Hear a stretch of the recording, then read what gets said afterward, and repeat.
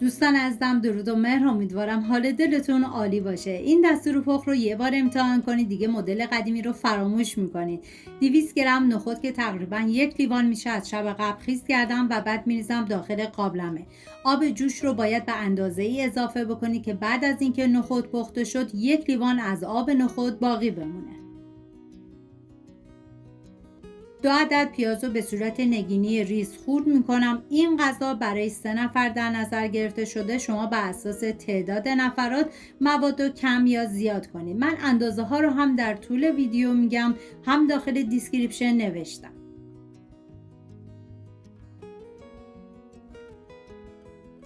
داخل تابه مقداری روغن میریزم. من غذاهای گیاهی، رژیمی و ملل و سنتی زیادی درست کردم که لینکش رو داخل دیسکریپشن گذاشتم. دوست داشتید ببینید، درست کنید و از خوردنش لذت ببرید.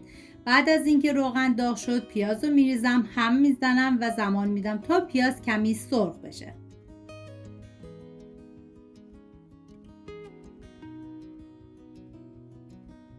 ما برای این غذای خوشمزمون نیاز به زنجبیل تازه داریم که من با استفاده از دنده ریز رنده میکنم. رنده شدهش باید 1 قاشق غذاخوری سرپر باشه و 3 حبه سیرم با دنده ریز رنده میکنم. سعی کنید که حتما از زنجبیل و سیر تازه استفاده کنید. به هیچ عنوان از پودرش استفاده نکنید چون تازش عطر و طعم این غذا رو فوق العاده خوشمزه تر میکنه.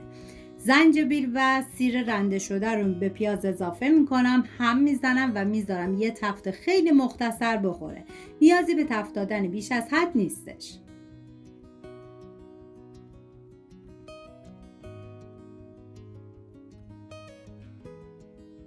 و 1 عدد فلفل قلمی تندم من ریز میکنم.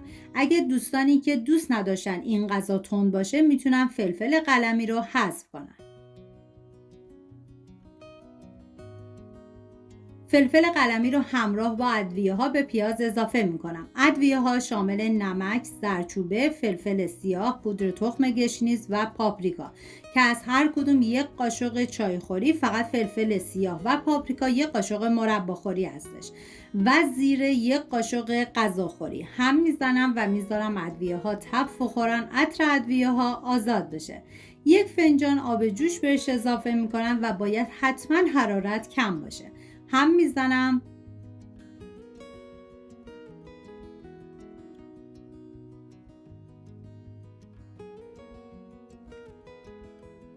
و 3 عدد گوجه فرنگی رو با استفاده از دنده درشت رنده میکنم. شما به هر وسیله که داریم و راحت هستید گوجه رو پوره کنید.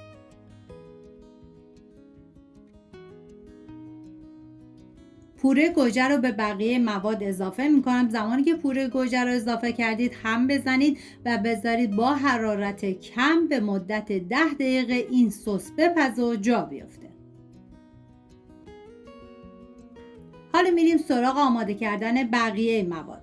1 فنجان نخود پخته رو همراه با 60 گرم ماست و 1 لیوان آب نخودی که تو مرحله اول گفتم. همه این مواد رو میریزم داخل میکسر و میکسشون میکنم.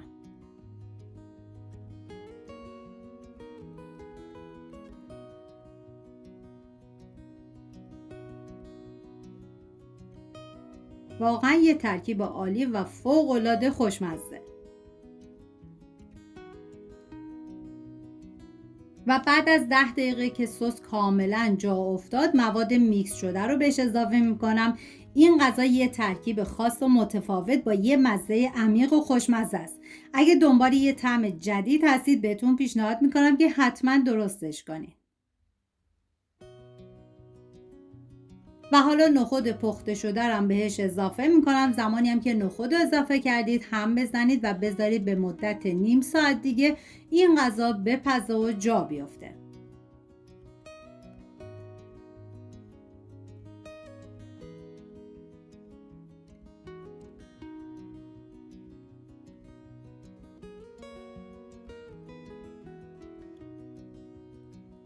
و ما نیاز به گشنیز تازه داریم که خورد شدهش باید 3 قاشق غذاخوری باشه که مقداری هم برای تزیین روی غذا میذاریم کنار.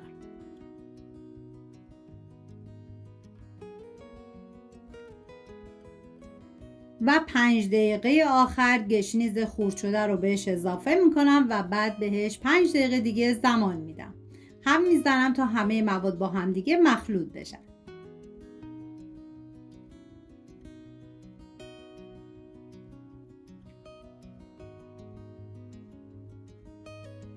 خب اینم از غذای متفاوت امروزمون. امیدوارم از دیدنش لذت برده باشید. حتما امتحان کنید چون واقعا نتیجهش فراتر از انتظاره.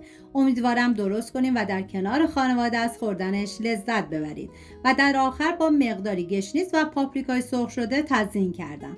سپاس از همراهی همیشگیتون. تا ویدیوی بعدی مراقب خودتون و خوبیهاتون باشید. تا درودی دیگر، بدرود.